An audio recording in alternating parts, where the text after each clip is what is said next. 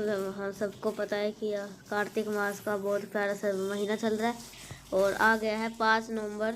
और इस दिन को हरी चतुर्थी का नाम से भी जानते हैं। हरी चतुर्थी जो हम कह रहे हैं, ये जो चतुर्थी आई है कब आई है? कार्तिक के महीने में। और कार्तिक का जो पूरा महीना होता है भगवान हरि भगवान नारायण को समर्पित होता है, साथ ही साथ माँ तुलसी को समर्पित होता है। और आज के दिन आपको क्या करना है, बस चावल के 41 मतलब 41 दाने लेकर के छोटा सा उपाय करके कर देखिएगा। चाहे वो कोई सी भी तकलीफ हो, कोई सा भी दुख दर्द हो जीवन में, सारा खत्म होगा। बहुत स्पेशल सा, बहुत प्यारा सा उपाय है, बहुत ही अच्छी तरह से समझाऊंगा। बिल्कुल वीडियो को पूरा देखिएगा। चलो समझने की कोशिश करते हैं। सबसे पहले स्क्रीन पर आपको बहुत सारे चावल के दाने दिख रहे होंगे। जैसे कि मैंने लिखा था कितने चावल का दाना चाहिए, 41 चावल, नहीं एक भी कम नहीं एक भी ज़्यादा। देखो, एक सोमवार का अष्टमी का बताया था एक उपाय, वहाँ पे कितने चावल लेने थे, 31 चावल। क्या आपने सोचा 31 चावल क्यों लेने, 30 नहीं हो सकता? कभी भी कोई चीज़ जब भगवान को समर्पित की जाती है वो ओड नंबर में होती है। ओड नंबर का मतलब क्या होता है? जो संख्या 2 से ना कटती हो, विशेष संख्या कहते हैं, वही होती है ओड नंबर। जब हम अगरबत्ती जलाते हैं, कितनी जलाते हैं? 1 जलाओगे, 3 जलाओगे या 5 जलाओगे, कभी भी 2 4 नहीं जलाई जाती। इस चीज़ का ध्यान रखिएगा। आपको इसको लिए इसलिए लेना होगा 41 चावल के दाने 41। इतना करने के बाद में आपको तांबे का लोटा लीजिएगा, इसके अंदर जल भरिएगा। कुछ लोग कहते हैं हमारे पास तांबे का लोटा नहीं होता। देखो, एक तो शुभ होता है, तांबे के लोटे से अगर कोई उपाय करते हैं, पूजन अर्चना करते हैं, आराधना करते हैं, वो शुभ माना जाता है। इसलिए मैं आपसे कहता हूँ तांबे का लोटा लीजिए। अगर नहीं है तांबे का लोटा, बहुत हाथ पैर सर पटकने की जरूरत नहीं है, कोई सा भी पात्र आप उसको भी इस्तेमाल कर सकते हो। जल ले लिए। कार्तिक मास में महत्व महीना चल रहा है, तो आपको उसमें क्या डालना होगा, गंगा जल भी डाल लिएगा। ध्यान रखिएगा चावल के दाने को इस कलश के अंदर, इस पात्र के अंदर नहीं डालना है। सीधा पूजन कहाँ पर? महादेव के शिवलिंग के पास। सुबह से लेकर के शाम तक का कभी भी उपाय कर सकते हो। सबसे पहले सबसे अच्छी बात ये है, आप चाहो तो मंदिर में कर सकते हो, या आप चाहो तो घर पे भी कर सकते हो। अब देखो, यहाँ पे पहुँचना फेस रखिएगा उत्तर दिशा। अब हम सबको बहुत अच्छी तरह से पता है, कहीं पे भी हम भगवान को पूरा परिवार शिवलिंग पर है। जब शिवलिंग पर यहाँ पर खड़े होकर देखते हैं तो हमारा जो राइट साइड होता है, जो ये साइड होता है, ये किसका होता है? भगवान गणेश का। इसी स्थान पर जो आपके पास में 41 चावल के दाने हैं, उसको ऐसे ऐसे करके रख देना। इससे मैं लाइन इसलिए बना रहा हूँ आपको समझने में आसानी हो। आप ऐसे ही लाइन से रख देना 41 चावल के दाने।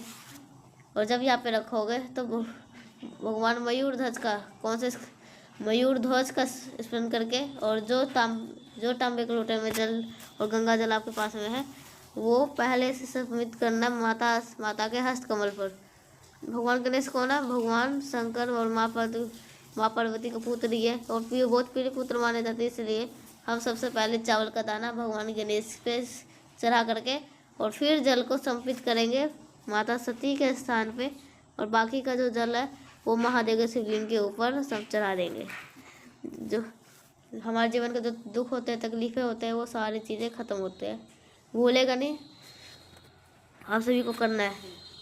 अभी आगे बढ़ते हैं इस वीडियो के हम दूसरे उपाय की तरफ, जो कि आपको इसी चतुर्थी तिथि पे करना है। और ये बहुत स्पेशल सा उपाय है। देखो, आपको लेना होगा दूर्वा। सबसे पहले उपाय की बेनिफिट क्या? अगर कोई भी व्यक्ति रोग से ग्रस्त है, बीमारी से, दिन की शुरुआत ही दवा खाने से स्टार्ट होती है, कोई असर नहीं करती, तो आप ये उपाय कर सकते हो। इसके लिए आपको लेना होगा दूर्वा। भगवान गणेश को सबसे अधिक प्रिय कौन सी चीज़ होती है? वो है दूर्वा होती है। यह आप चीज़ को पता होना चाहिए कितनी दूर्वा लेनी है। या तो 3 दूर्वा ले लो, या तो 5 दूर्वा ले लो। हरी वाली मिल जाए तो हरी वाली ले लो, सफ़ेद वाली मिल जाए तो सफ़ेद वाली ले लो। इसके साथ में भगवान गणेश की जो पास में जाना, कहीं पे भी, किसी मंदिर पे कहीं पे भी कर सकते हो, आ जाना। और भगवान गणेश के पास में जो ये दांत होते हैं, इन दोनों दांत में से किसी भी एक दांत में से जो भी व्यक्ति आपके घर में बीमार है, उस व्यक्ति का नाम और गोत्र बोल करके पहले दूर्वा चढ़ा देना। जब भगवान गणेश के जब पूजन अर्चना हो जाए, उसके बाद में हमें क्या करना है, एक तांबे का लोटा लीजिएगा, उसके अंदर जल भरिएगा और जल के अंदर क्या डालना है, गंगा जल डालना है। और महादेव का सबसे प्रिय चीज़ क्या होता है, वो होता है बेलपत्र। आपको एक बेलपत्र लेनी है और उन सभी चीज़ों को लेकर कहाँ हो जाएंगे, महादेव के शिवलिंग के पास में। फिर से वही काम करना है। महादेव के शिवलिंग के ऊपर जो भगवान गणेश का स्थान है वो होता है राइट साइड में। इसी स्थान पे क्या करना है, जो आपके पास में बेलपत्र है उस बेलपत्र को कुछ इस प्रकार से आपको समर्पित करना है। जो डंडी होगी वो बाहर की तरफ होगी और जो ऐसे भगवान गणेश के स्थान पर समर्पित करेंगे। उसके बाद में 3 जगहों पर जल चढ़ाएंगे। वो 3 जगह कौन सी है, सबसे पहले जल समर्पित करेंगे जिस जगह पे आपने बेलपत्र चढ़ाया भगवान गणेश के स्थान पे। दूसरा माता के हस्त कमल पर, जिसे हम क्या बोलते हैं, कटी भाग बोलते हैं। और बाकी का जो जल है वो पूरा का पूरा महादेव के शिवलिंग के ऊपर मणिध्वज के नाम से चलाना है। आपके जो हमारी तकलीफें होती है, जो इंसान ठीक नहीं हो पाते हैं, वो इंसान ठीक हो जाते हैं, वो सुधर जाता है। करना ज़रूर है। अब यहाँ पे बात कर लिया हमने 2 उपाय की। आगे बढ़ते हैं हम इस वीडियो के हम तीसरे उपाय की तरफ, जो कि आपको फिर से करना बेलपत्र के साथ है। क्या इसके बेनिफिट है, कैसे करना है बताऊंगा। जब आप कर लोगे वीडियो को लाइक, चैनल को जिसने अभी तक सब्सक्राइब नहीं किया है तो आप कर लीजिएगा चैनल को सब्सक्राइब। देखो सबसे पहले हम बात कर लेते हैं इस उपाय के बेनिफिट क्या है। इस उपाय का जो फ़ायदा होगा, धन प्राप्ति। माँ लक्ष्मी का वास इस घर में नहीं है, बहुत चिंतित हो, कर्ज में डूबे जा रहे हो, पैसे की तो किल्लती ही मची हुई है, तो आप इस उपाय को करिएगा। इसके लिए आपको इसकी ज़रूरत पड़ेगी किसकी, लाल चंदन की। बहुत ध्यान से सुनिएगा। हमें क्या लेना, लाल चंदन लीजिएगा।